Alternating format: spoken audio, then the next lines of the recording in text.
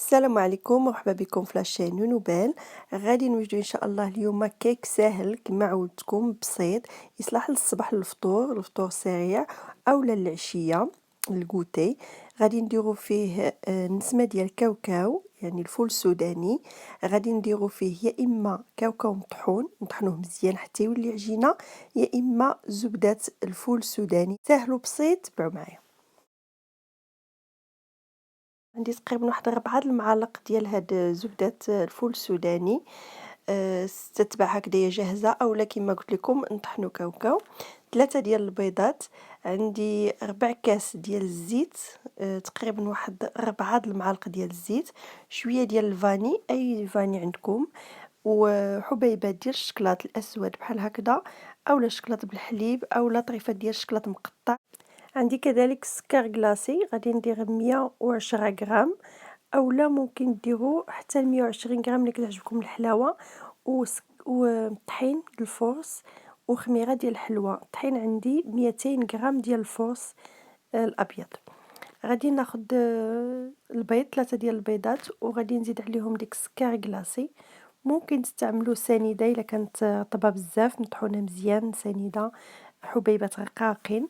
ولكن من الاحسن هذا الكيك هذا كيجي فيه هذا السكر كلاصي. غادي ندير قبيصه د الملحه ما ننساهاش، وغادي نخلط هادشي مزيان مع شويه ديال الفاني. بالطبع ما نساوش الفاني مع البيض باش كيعطينا نسمه زوينه في الاول. وغادي نخلط هادشي مزيان. غادي نزيدو دابا هاد الزبده ديال الفول السوداني اللي قلت لكم تقريبا واحد 4 ديال المعالق كبارين عامرين مزيان، اللي هي كتجي شي 120 غرام 150 غرام اللي بغا بالغرام. وغادي نخلط كذلك. من بعد غنزيدو الكميه ديال الطحين اللي عندنا 200 غرام، اللي خصنا ولا بد نغربلوه. ندوزو كذلك ديك الخميره ديال الحلوى اللي عندنا، اللي هي قياس تقريبا واحد 2 معالق صغار ممسوحين ديال الخميره ديال الحلوى، اولا ساشي. هذا انا عندي فيه 14 غرام ديال الخميره ديال الحلوى. نخلطو مزيان حتى يحيدوا لنا ديك الكويرات. ومن بعد غادي نفزقوا هاد العجينه هذه بشويش ديال الحليب اللي ما ذكرتهاش في الاول، على حسب الكثافه اللي كتعطينا ديك الطحين. الا جا ناشف شويه كنزيدوا الحليب على حسب من 2 معالق حتى ل4 ديال المعالق. انا تقريبا هز لي واحد 4 المعالق ديال الحليب هنايا. وغادي ندير الشكلاط حبيبات نخلطهم حتى هما، ونخلي شي شويه اللي نديرهم من الفوق باش يبقاو باينين وما يدخلوش كلهم ويعطيونا منظر زوين. منين كيطيب كنحاول ندخلهم غير شويه بالمعلقه باش ما يتحرقش الشكلاط، وملي يكون كيطلع الكيك في الطياب يدخلوا غير شي شويه ويجيو زوينين. صافي غادي ندخلوه يطيب بحال الكيك عادي، تقريبا كياخذ واحد 40 دقيقه حتى ل 45 دقيقه في الطياب. اللي بغيتوه عالي ديروه في مول طويل ديال الكيك، بغيتوه حاضر بحال هكا نتوما كتختاروا المول بالنسبه للحجم اللي بغيتو. التزيين كيبقى حسب الاختيار، ممكن يبقى هكذايا عادي.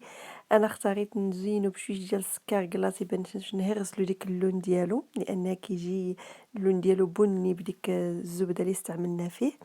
غطيته من الوسط ودرت له جنيبات كما شفتوا هكذا. كيجي على هذا الشكل، جا زوين بالنسبه للعشاق ديال هاد زبده الفول السوداني اولا كاوكاو. الا قلت لكم ما عندكمش غادي تشدوا غير كاوكاو، ونفس الكميه يعني تقريبا واحد 100 حتى ل 120 غرام ديال الكاوكاو. وغادي تحمروها شويه في الفران. ومن بعد هي باقا دافيه، غادي طحنوها في الطحانه ديال الضو مزيان مزيان مزيان حتى كيطلق ديك الكاوكاو والزيت، وراه كيولي زبده عاديه، زبده ديال الكاوكاو، وممكن لكم تستعملوها في الكيك. كيجي على هذا الشكل هذا من الداخل، كيجي زوين ومفشفش من الداخل، وكيجي بنين كما قلت لكم. بالنسبه اللي كتعجبو يستحق التجربه. الا عجبتكم الوصفه ديال اليوم ما تنساوش لايك واشتراك في القناه، وبسلام عليكم.